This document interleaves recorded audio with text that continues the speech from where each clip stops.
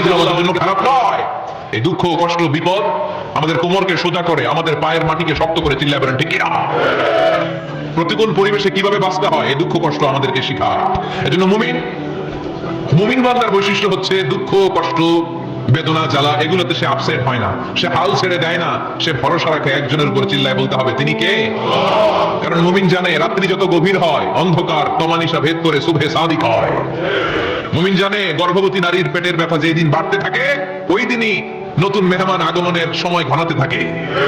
মুমিন জানে তার জীবনে দুঃখ কষ্ট বিপদ যত বাড়তে থাকে সুখের দিন কাছে আসতে থাকে। এজন্য মুমিনের হারাবার কিছু নেই। ফাইন্না মাআল উসরি ইউসরা, ইন্না মাআল উসরি ইউসরা। নবী হে, কষ্টের পরেই আছে আনন্দ, দুঃখের পরেই আছে সুখ। আপনি সমস্যায় পড়েছেন, ওই সমস্যার সমাধান আছে না নাই? এই পৃথিবীতে এমন কোন সমস্যা আছে যেটা সমাধান নেই? কথা বলেন। সমস্যা তৈরি করেছে কে? আবার সমাধানও দিয়েছে কে? আল্লাহ কোনো চাবি না বানাইয়া ওটার তালা বানায় নাই। কথা কর। তালাও যেহেতু আছে ওই তালার চাবিও বানিয়েছে কে? মা আনসালাল্লাহু দারান ইল্লা আনসালাল্লাহু লাহু শিফা। আল্লাহ দুনিয়ায় এমন কোন রোগ পাঠায় নাই যে এই রোগের ঔষধ বানায় নাই, এমন কোন রোগ নাজিল করে নাই যে এই রোগের কোন চিকিৎসা বানায় নাই, হয়তো সেটা আবিষ্কার হয় নাই। অনেকে ক্যান্সারের কথা বলতে পারেন যে হুজুর ক্যান্সার এমন রোগ, এই ক্যান্সার তার নাই কোনো অ্যান্সার, কিন্তু বিজ্ঞানীরা বলতেছে এটারও অ্যান্সার আবিষ্কৃত হচ্ছে। সুবহানাল্লাহ বলবেন না? কিছু কিছু ক্ষেত্রে হয়েও গিয়েছে। এজন্য দুঃখের পরেই আছে সুখ, কষ্টের পরেই আছে আনন্দ। এই দুনিয়াটাই এরকম, কষ্টের পরই আনন্দ। দেখবেন তারাবির নামাজ 20 রাকাত পড়তে কষ্ট লাগে না? কোমরে ব্যথা, হাঁটুতে ব্যথা, কিন্তু 20টা রাকাত যখন শেষ করে মসজিদ থেকে বের হই একটা আনন্দ আছে না নাই? কষ্ট করে পরীক্ষার জন্য প্রিপারেশন নিলেন আপনি কয়েক মাস, কিন্তু ফলাফল যখন ভালো হয় তখন একটা আনন্দ আছে না নাই? সারাদিন রোজা রাখলেন রমজানে, কি কষ্ট, তৃষ্ণায় গলা ফেটে যায়, কিন্তু ইফতারির সময় যখন রুহ আফজা শরবতটা খাই কেমন লাগে? একটা আনন্দ আছে না নাই? এজন্য আল্লাহ বললেন ও নবী, কষ্টের দিন মক্কায় অল্প কিছুদিন, মদিনাতে আনন্দের দিন অপেক্ষা করছে। আমাদের জীবনে যে দুঃখ কষ্ট আসে আমরা ধৈর্য ধরবো, তা অর্পণ করবো একজনের উপর, তিনি কে? কারণ আমরা বিশ্বাস করি কষ্টের দিন এটা চিরকালের জন্য নয়, সামনে আনন্দের দিন আমাদের জন্য সেট করে রেখেছে কে? তাহলে আমরা সূরাতুল শাহিদা ফারাগতা ফানসাব, নবী আপনি যখন অবসর হন আপনি ইবাদতে মশগুল হন। ফানসাব ফিল ইবাদা, তাফসীর ইবনে কাসির এসেছে আপনি ইবাদতে মশগুল হন যখন আপনি অবসর পান। অবসর আল্লাহর দেয়া বড় নেয়ামত, এটা বিশ্বাস করেন? অবসর কিন্তু নেয়ামত।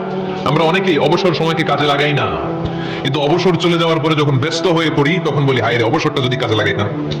পরীক্ষার পরে 3 মাস ছুটি ছিল, 3 মাস অবসরে যদি পড়তাম তাইলে তো আজকে ভার্সিটিতে চান্স পেয়ে যেতাম, ঠিক কি না?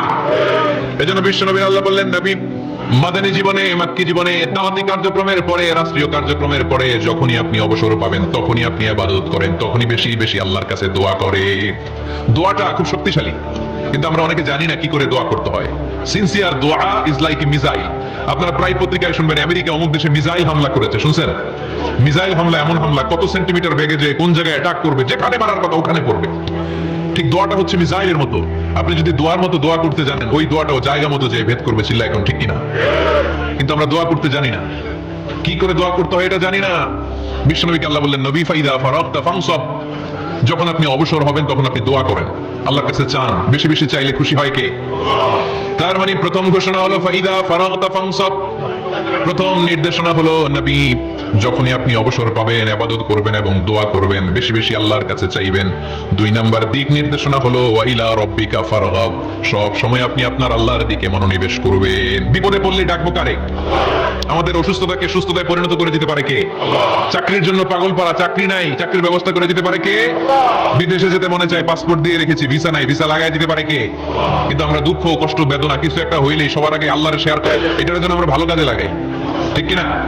আপনি চাইলেই এমন ভাবে ফেসবুক ফ্রেন্ড লিস্ট করতে পারেন যারা ভালো ভালো জিনিস শেয়ার করে, যারা মোটিভেশনাল জিনিস শেয়ার করে, ইসলামের পক্ষে কথা বলে। আপনার এক একটা শেয়ারে অনেকের জীবন বেঁচে যেতে পারে, ঠিক কিনা? একজন মুমূর্ষ রোগীকে বাঁচাতে রক্তের প্রয়োজন, রক্তের গ্রুপ এ পজিটিভ, যারা রক্তদান করতে আগ্রহী তারা এই নম্বরে যোগাযোগ করুন। ফেসবুকে মাঝে মাঝে এরকম নিউজ আসে না নাই? আপনি just you put down in share, শেয়ারের মধ্যে একটা পুট করে দিলেন, একটু শেয়ার মেরে দিলেন, ছড়িয়ে পড়লো হাজার হাজার ফেসবুক ফ্রেন্ডদের কাছে, তাদের অনেকে ব্লাড দিতে আগ্রহী, সে তাড়াতাড়ি যে সেখানে ব্লাড ডোনেট করে আসলো।